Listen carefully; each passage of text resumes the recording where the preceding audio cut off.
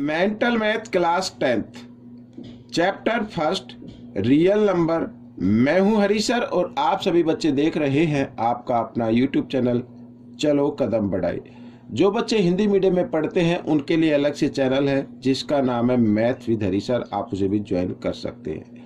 आपको सिर्फ एक काम करना है, वीडियो को पूरा देखना है और प्रैक्टिस शुरू कर देनी है। आइए करना शुरू करते हैं। क्वेश्चन नंबर 41 क्या कहता है, देखो यहाँ पर मैंने पहले से लिख के रखा है, ये रहा आपके सामने।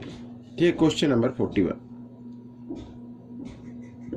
कहता है इफ -1 की पावर n प्लस -1 की power 8n is equal to 0। यहाँ पर 0 है बच्चों, यानी इन दोनों को सोल्व किया जाए तो 0 आना चाहिए। Then find the least positive value of n। n की पॉजिटिव वैल्यू बतानी है आपको।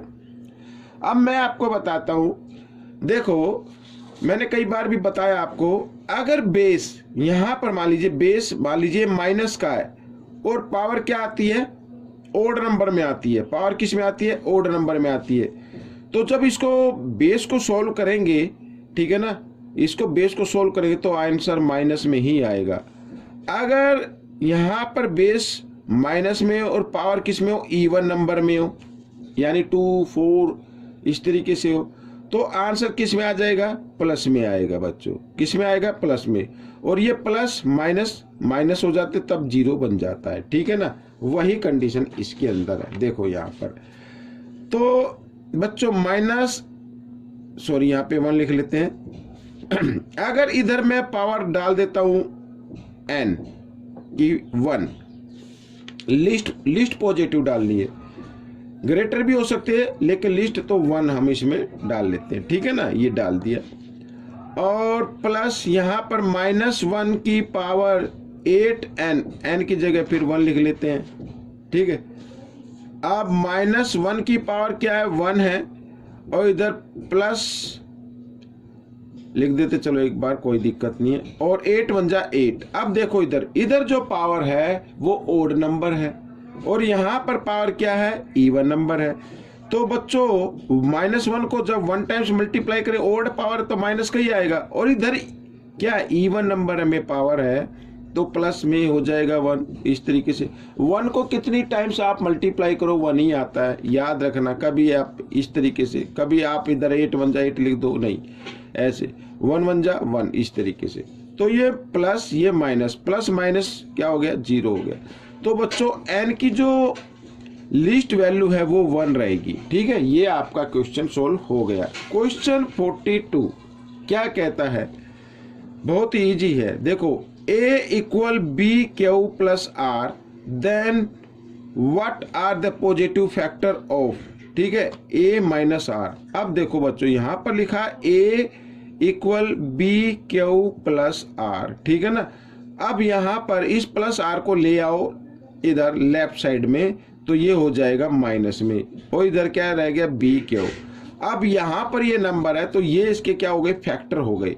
क्या हो गए, फैक्टर हो गए। आप इसे चाहो तो b इंटू क्यू भी लिख सकते हो, कोई दिक्कत नहीं है, ठीक है। तो what are the possible factor, what the possible factor A या आर लिख सकते बी क्यू, ठीक है। तो ये बी क्यू आपका क्या होगा, आंसर होगा बच्चों। इस तरीके से भी लिख सकते हो और इस तरीके से भी। क्वेश्चन नंबर 43 कहता है find the least positive integer which is divided by first 5 natural number, ठीक है ना। अब यहाँ पर 5 फर्स्ट नेचुरल नंबर, अगर हम देखें नेचुरल नंबर होता है बच्चों 1 2 3 4 और ये 5, ये नेचुरल नंबर होते हैं क्योंकि नेचुरल नंबर 1 से शुरू होते हैं।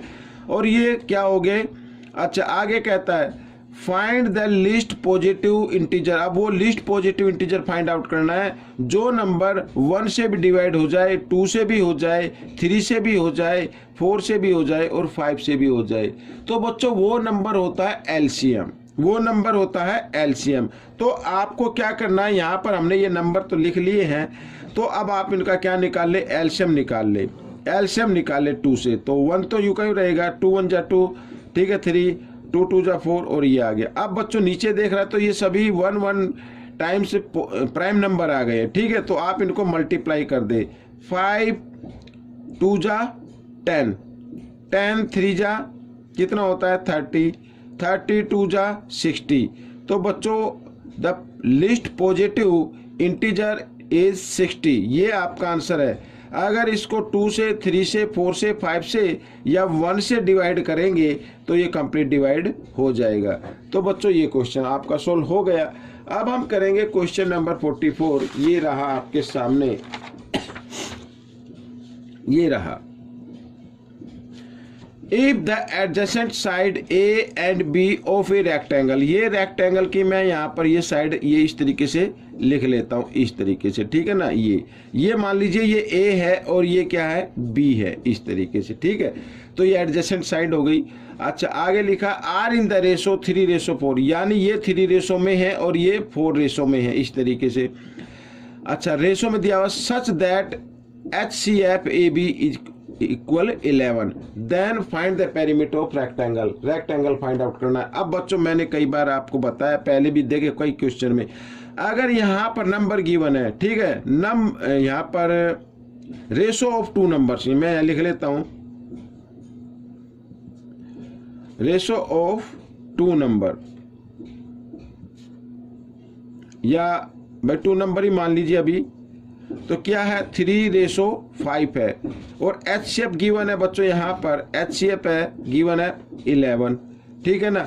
तो आपको क्या करना है, फर्स्ट यहाँ पर देखो पेरीमीटर फाइंड आउट करना है, तो हमें लेंथ ब्रेथ मालूम होनी चाहिए, ठीक है। तो ब्रेथ अगर हम देखें तो जो स्मॉल रेशो है वो ब्रेथ को मान लेते हैं, जो स्मॉल रेशो है, ठीक है ना, ये ब्रेथ का रेशो मान लेते हैं, और ये हो गई 3। और इसको अगर हम HCF से मल्टीप्लाई कर दे तो आपकी ब्रेथ आ जाएगी बच्चों, याद रखना हमेशा, क्या आ जाएगी, सेंटीमीटर वगैरह तो कुछ नहीं लिखा ना, नहीं, 33, ये आ गई ब्रेथ। लेंथ, तो बच्चों यहां पर इस तरीके से लेंथ अगर हम निकाले, लेंथ का रेशो ऑफ 5, इसको भी कर दे आप HCF से मल्टीप्लाई, तो बच्चों ये आ जाएगा यहां पर 55। अब आप इसका पेरीमीटर निकाल सकते हैं, मैं यहां पर लिख लेता हूं पेरीमीटर ऑफ रेक्टेंगल। तो फॉर्मूला होता है 2 ब्रैकेट L + B, आपको इसी में रखना है 2 और L क्या है 55 और प्लस B क्या है 33, ठीक है। अब इन दोनों को हम क्या कर देते हैं, ऐड कर देते हैं और बाद में मल्टीप्लाई कर देंगे। 5 और 3 और 5 और 3 8, 88 आएगा। अब 2 8 जा 16, 2 8 जा 16 और 1 17। तो बच्चों ये आ गया इसमें, क्योंकि सेंटीमीटर वगैरह कुछ नहीं है तो यहाँ पर आप यूनिट लिख सकते हो, ठीक है। ये तो 176 ये आपका आंसर आएगा, ये आपका आंसर रहेगा, ठीक है। तो ये क्वेश्चन भी आपका सॉल्व हो गया।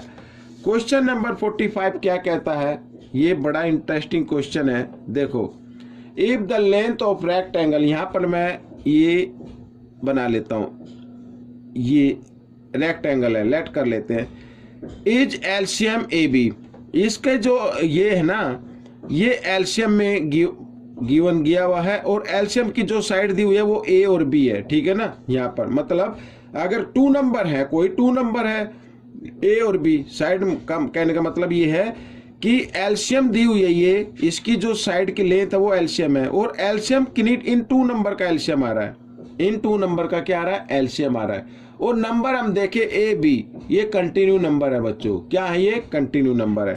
आगे कहता है द ब्रेथ इज HCF, ये जो ब्रेथ है ये HCF में शो कर रहा है, और नंबर तो वही होंगे A और B, ठीक है। अब बच्चों देन फाइंड इट्स एरिया, अगर हम एलसीएम निकालते हैं बच्चों, LCM, ठीक है, एलसीएम तो निकालना पड़ेगा भाई, यहाँ पर 2 नंबर गिवन है, इनका एलसीएम क्या होगा, एलसीएम ऑफ AB। तो एलसीएम ऑफ AB क्या होता है बच्चों, कंटिन्यू नंबर जब आते हैं तो उनको ही प्रोडक्ट आपका क्या हो जाता है, एलसीएम हो जाता है। ये एलसीएम आ गया। HCF में निकाल लेते हैं HCF ऑफ AB। अब बच्चों ये भी याद रखना, कंटिन्यू नंबर का HCF, AB का HCF क्या होगा, हमेशा 1 होता है, ठीक है। कंटिन्यू कोई भी नंबर आप लेंगे, उनका अगर आप HCF निकालेंगे तो क्या आएगा, 1 आएगा। तो AB का HCF क्या होगा, 1 होगा। अब आप इसका एरिया फाइंड आउट कर सकते हैं। यहां पर मैं लिख लेता हूं, एरिया ऑफ रेक्टेंगल। ठीक है, क्या है भाई, देखो एलसीएम इंटू एचसीएफ होगा, क्या होगा, एलसीएम इंटू यहां पर ये एचसीएफ होगा। भाई ये गिवन है लेंथ ब्रेथ, लेकिन एलसीएम को हमने सोल्व किया तो क्या आ गया, ए बी आ गया, और एचसीएफ को सोल्व किया तो क्या आया, 1 आया। ठीक है, इस तरीके से तो ए बी को 1 से क्या करेंगे, मल्टीप्लाई कर देंगे तो ए बी ही आएगा। और क्योंकि इसमें भी आपके लिए सेंटीमीटर नहीं लिखा है तो आप यूनिट लिख के स्क्वायर लगा दीजिए इस तरीके से, तो ये आपका आंसर बन गया। तो ये वीडियो कंप्लीट हो गई। आपको ये वीडियो कैसी लगी मुझे ज़रूर बताना, और इसमें से सीखकर दूसरे को तो सिखाना ही है। अच्छे मार्क्स लेने के लिए, अच्छी रैंक्स लाने के लिए आपको ज़्यादा से ज़्यादा प्रैक्टिस करनी पड़ेगी। ठीक है, कम क्वेश्चन की कीजिए लेकिन प्रैक्टिस अच्छी कीजिए। मिलेंगे नेक्स्ट पार्ट में, टिल देन थैंक यू।